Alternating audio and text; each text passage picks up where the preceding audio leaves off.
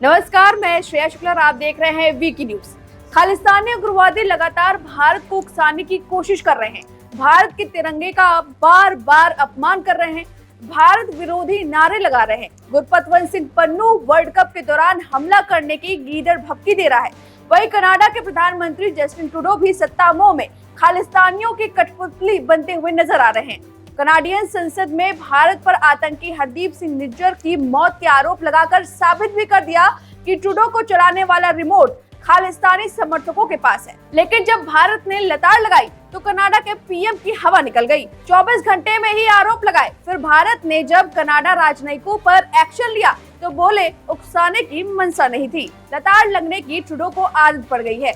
विदेश मंत्री एस जयशंकर ने निज्जर की हत्या पे सबूत मांगे और हिदायत भी दी कि भारत विरोधी तत्वों को अपनी जमीन से ऑपरेट न करने दें।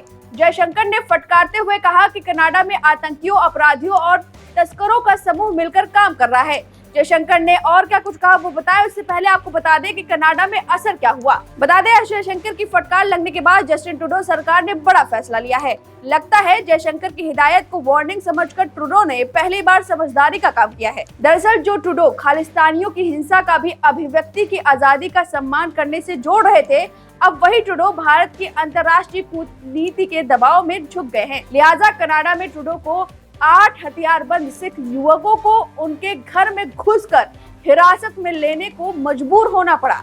जानकारी के अनुसार कनाडा के पुलिस ने ओंटारियो प्रांत के ब्रैम्पटन शहर में प्रतिबंधित या वर्जित अयोग्य शस्त्र की बैंड वेपन रखने के आरोप में 19 से 26 साल के 8 सिख युवकों को गिरफ्तार किया है।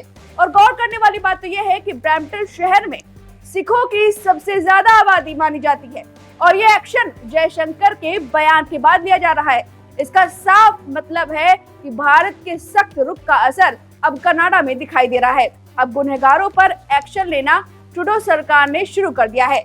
पुलिस के मुताबिक 2 अक्टूबर की रात उसे सूचना मिली कि ब्रैम्पटन के डोनाल्ड स्टुअर्ट रोड और ब्रिस्डाले ड्राइव इलाके में गोलीबारी हुई। पुलिस ने इस बारे में जानकारी दी। रणनीतिक इकाई की सहायता से 8 व्यक्तियों को उनके आवास से निकालकर गिरफ्तार कर लिया गया। अब चलिए आपको बताते हैं कि जयशंकर ने अमेरिका के थिंक टैंक हेडसन इंस्टीट्यूट में बोलते हुए क्या कुछ कहा था। जयशंकर ने कहा, कनाडा आतंकियों और चरमपंथियों के प्रति उदार रहा है। मैं यह कह सकता हूं कि कनाडा में न केवल भारतीय राजनयिक असुरक्षित है और उन्हें खतरा भी है, बल्कि वहां अपने मिशन चलाना एक चुनौती है। यही कारण है कि हमें वीजा सेवाओं को बंद करना पड़ा। वहां अपराधियों, आतंकियों और तस्करों का एक खतरनाक मिश्रण बन गया है। कनाडा की राजनीतिक मजबूरियों के कारण ये एक साथ मिलकर ऑपरेट कर रहे हैं। अब भारत एक्शन मोड में है और ट्रूडो ये बात समझ रहे हैं कि नर्म होना ही एकमात्र अब विकल्प है। कनाडाई प्रधानमंत्री ट्रूडो ने हाल ही में कहा था कि वे भारत के साथ बातचीत जारी रखना चाहते हैं और तनाव की स्थिति को बढ़ाना नहीं चाहते। लेकिन भारत तब तक इग्नोर करता है जब तक कोई उसे उकसाए ना। और कनाडा में ऐसी तमाम हरकतें हुई जो भारत के सख्त रुख को कायम रखने में मदद कर रही है।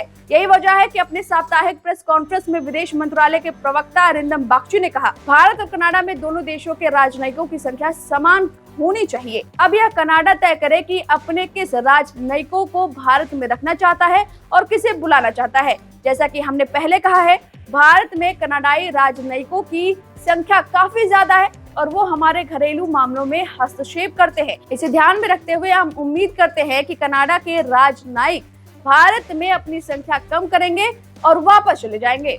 अब जयशंकर की फटकार लगने के बाद ट्रूडो सरकार एक्शन मोड में है और गिरफ्तारी कर रही है आरोपियों की। अब देखने वाली बात होगी कि क्या खालिस्तानियों पर भी ऐसे ही हमला होगी ट्रूडो सरकार। फिलहाल इस जानकारी पर आपकी जो भी राय है हमें कमेंट करके जरूर बताएं।